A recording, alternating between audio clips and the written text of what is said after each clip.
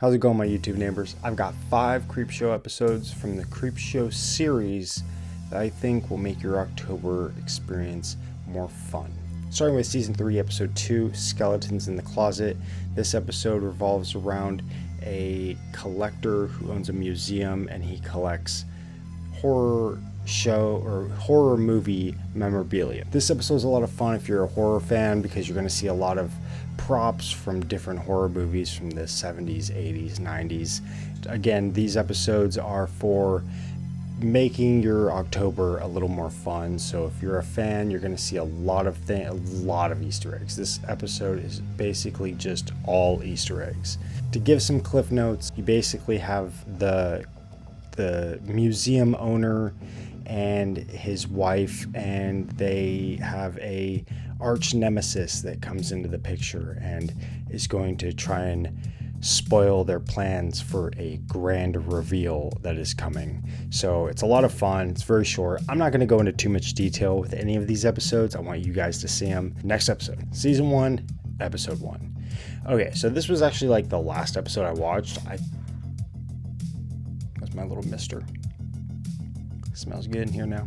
So somehow I missed this because every episode has 2 episodes in it. So keep that in mind when I'm recommending these, because that's why I'm giving you the names, because you're going to get 2 episodes if you click on one.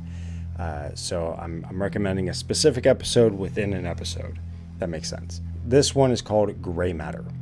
And I believe this is the very first one that will play when you click on the episode of Season 1, Episode 1. But this story basically is a metaphor on alcoholism becoming a monster. And it's fun, it's simple, it's sweet. And I think it's a good introduction to a new Creepshow series. Give it a watch, it's a lot of fun, and it's simple. You just literally have to start the show. Season 4, Episode 6. George Romero in 3D. This one is a lot of fun, actually. This one is about a boy and his mom that own a little bookstore, and it's going out of business, and they're struggling to keep up, and you got the big fat fucking landlord that's coming in that is very typical Creepshow and Tales from the Crypt type of like boss. And it's not until the young boy finds some old comic books that never got published by George Romero. One thing I thought was pretty cool with this one is that he can only see the zombies when he has the 3D glasses on. So if he doesn't have the glasses on, you're just seeing people get fucking eat up and chunks getting taken out of them. I thought that was actually pretty cool. It was very fun. They do a little bit too much of the red and blue flashing lights and everything, but I guess it does make sense for the 3D effect. All of the Creepshow episodes try and use a little bit of that red 80s light style that Creepshow is known for. Next, we have Season 1, Episode 4, The Companion. This one starts off with a very, for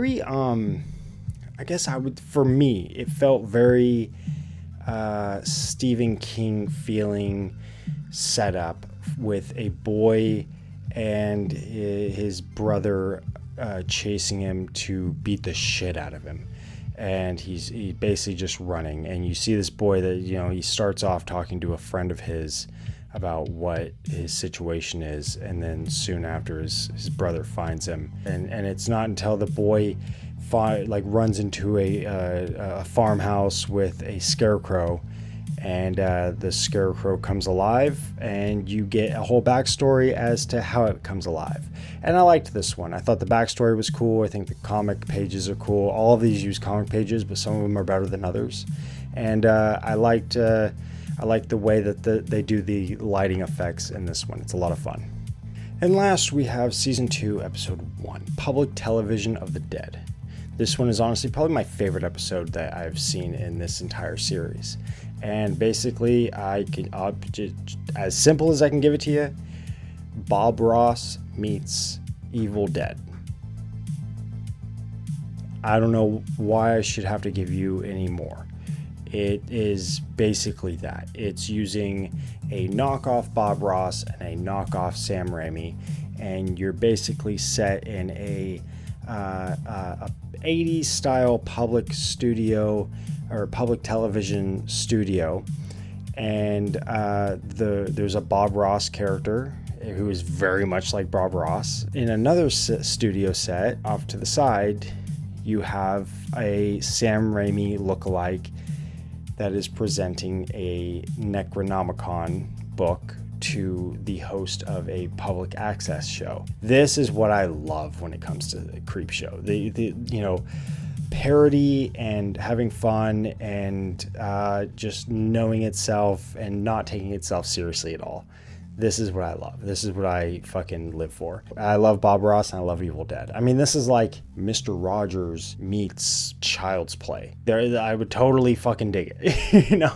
So I wanted to keep them short. I don't want to give too much away. I just want to recommend these episodes because these are the ones out of all the episodes, I've seen them all at this point.